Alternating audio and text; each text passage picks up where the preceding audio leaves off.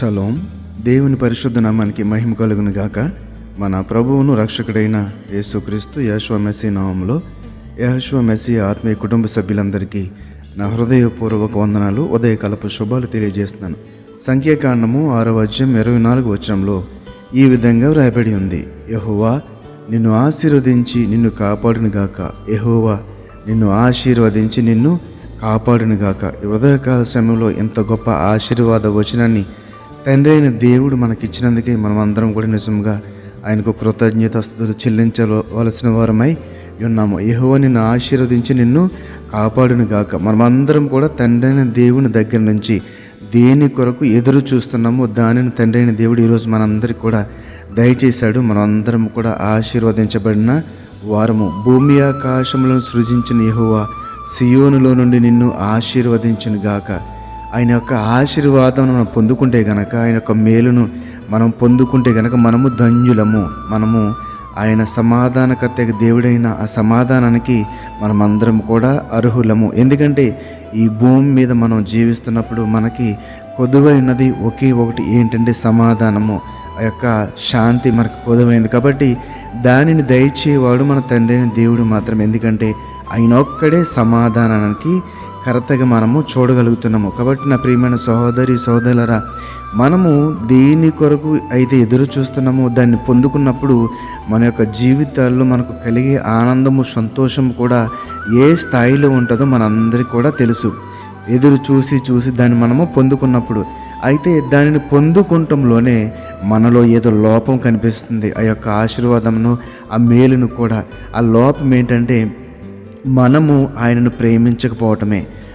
ఎలా చెప్పగలరండి ఆయన ప్రేమించట్లేదని? అంటే ఎవరైతే ఆయన ఆజ్ఞలను గైకొంటారో, ఆయన చిత్తమునకు లోబడతారో వారే ఆయనను ప్రేమించినట్టు కదని మనం చదవం కదా వాక్యాలను.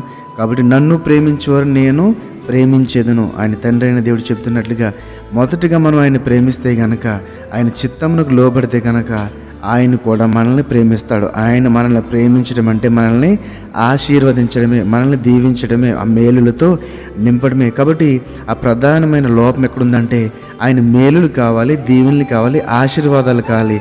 కానీ ఆయన ఆజ్ఞలకు మనము లోబడలేము, ఆయన చిత్తాన్ని అంగీకరించలేము. ఈ లోకం అనుసరించినట్టుగా, ఈ లోకం చెప్పినట్లుగా జీవిస్తూ ఆయన ఆశీర్వాదాలు కావాలి, ఆయన మేలు కావాలంటే ఎలాగండి? మరి ఆయన చెప్పినట్టు వింటేనే కదా ఆయన మనల్ని ప్రేమిస్తే, ఆయన మనల్ని అందరూ కూడా ప్రేమించి ఆయన యొక్క దీవెన మనకి దయచేస్తారు. కాబట్టి తండ్రి అయిన దేవుని నుండి ఎవరైతే ఆ యొక్క దీవెన కోరుకుంటున్నారో మొట్టమొదటిగా చేయవలసింది ఏంటంటే ఆయన చిత్తానికి లోబడాలి, ఆయన అధికారమునకు మనము ఒప్పుకోవాలనగా వాక్యము చెప్పినట్లుగా మనము నడవాలి. లోకం చెప్పినట్టుగా కాదు, ఈ లోక శరీరేచ్ఛలను అనుసరించి కాదు, దేవుని వాక్యమును అనుసరించి ఆత్మను కలిగి ఆత్మానుసారులుగా జీవిస్తే గనక మనము అడగకుండానే ఆ యొక్క దీవెనలను దేవుడు దయచేటుకు సిద్ధంగా ఉన్నాడు. కాబట్టి ఈ యొక్క వాక్యాలు మనం చూస్తే గనక ఆ కీర్తనల గ్రంథము 91:11 చూస్తే, నీ మార్గములన్నిట్లో నిన్ను కాపాడుటకు ఆయన నిన్ను గూర్చి తన దూతలకు ఆజ్ఞాపించును. ఎప్పుడు ఆయన మాటను అంగీకరించినప్పుడు మన మార్గములన్నిటిలో కూడా మనల్ని కాపాడుటకు, అంటే ఏ శోధన, వేదన, కష్టము, నష్టము రాకుండా యొక్క శాంతిని, సమాధానమును కలిగి ఉండుట కంట ఆయన అంటే ఏం చేస్తాడంటే ఆయన దూతలకు ఆజ్ఞాపించి, ఇదిగో నా కుమారుడు, నా కుమార్తె వీళ్ళు నేను చెప్పినట్టుగానే చేస్తున్నారు, నా ఆజ్ఞల ప్రకారము నడుచుకుంటున్నారు, అస్తమాటు నాతో ఏ శోధన నాతోనే చెప్తున్నారు, నాపై ఆధారపడ్డారు, నా వైపే చూస్తున్నారు, కాబట్టి వారిని కాపాడని చెప్పి దూతలకంట ఆజ్ఞాపిస్తారంట. ఎంత గొప్ప మాట అండి ఇది. కాబట్టి మనమందరం కూడా మరి అటువంటి ఆశీర్వాదానికి, అటువంటి గొప్ప మేలుకు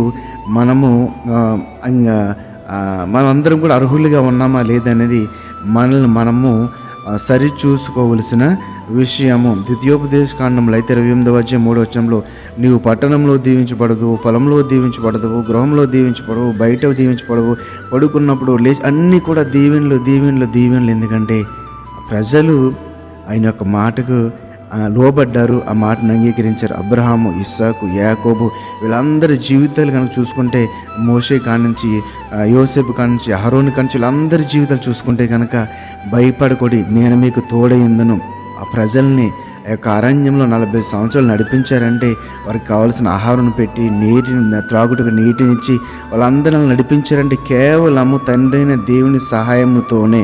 ఎందుకంటే వారందరూ కూడా ఆయన ఏం చెప్పాడో తూచా తప్పకుండా ఆ మాటకు లోబడ్డారు.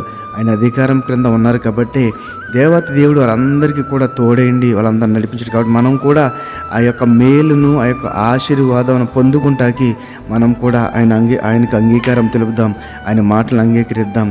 ఈరోజు సంఖ్యాకాండం 6:24 చెప్పినట్టుగా యెహోవా నిన్ను ఆశీర్వదించి నిన్ను కాపాడును గాక. ఆమేన్. పరిశుద్ధుడ మహోన్నతము మనకన్న తండ్రి, ఈ పరిశుద్ధమైన ఘనమైన ఉన్నతమైన నామానికి వందనాలు, స్తుతులు, స్తోత్రాలు నాయన. ఈరోజు నీ వాక్కు ద్వారా మమ్మల్ని అందరినీ ఆశీర్వదించి దీవించినందుకై నీకు కృతజ్ఞతాస్తుతులు చెల్లిస్తున్నాం ప్రభువా.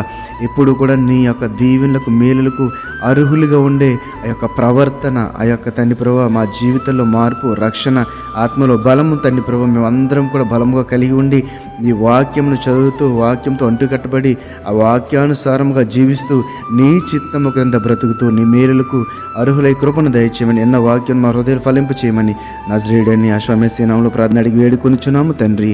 ఆమేన్, ఆమేన్. షలోం. అందరికీ వందనాలు. షలోం.